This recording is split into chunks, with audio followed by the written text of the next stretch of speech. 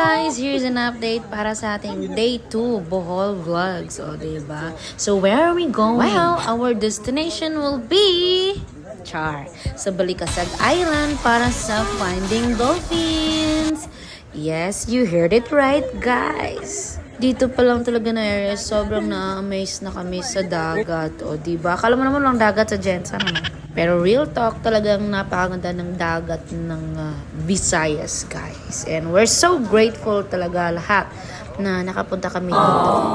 Ayan na nga si Kuya Erwin. Siya yung ating contact person para sa ating Balikasag trip na dolphin watching.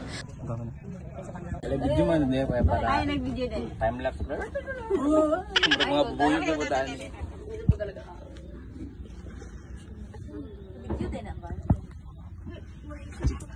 So yun nga, day 2 namin ito sa Panglao Bohol, guys, no? So sobra talaga excited. Fresh na fresh pa mga fest at mga persons.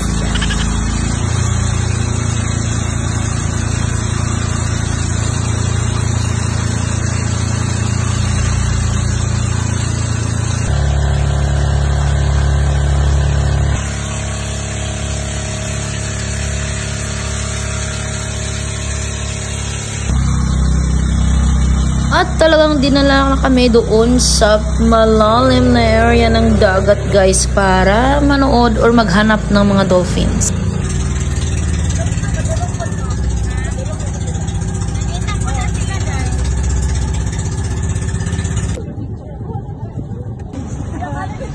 At kung akala namin kami na naghahanap, pues mali pala kami kasi kung ano man ka nakikita nyo dyan, napakaraming pampot ay same goal lang pala kaming lahat, ang maghanap ng mga dolphins. Kasi, alam nyo ba, napakahilig pala nila mag-hide and seek.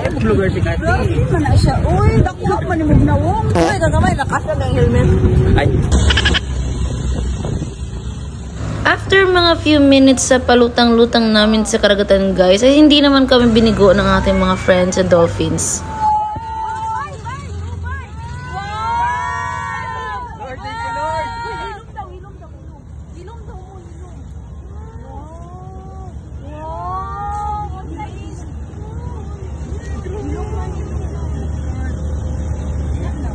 Nga, pa-timing lang pala yan. Hindi porket nagbayad ka ng dolphin sighting ay maka 100% makakita ka na.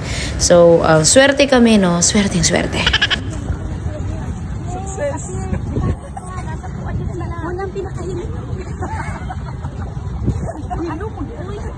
Tuhan na tayo makapahilong sa Antlan, guys. Ano lang sa Antlan doon? Simula, ginako. At dahil nga sumakses kami sa ating dolphin sighting, ay nag-proceed na kami sa next destination namin.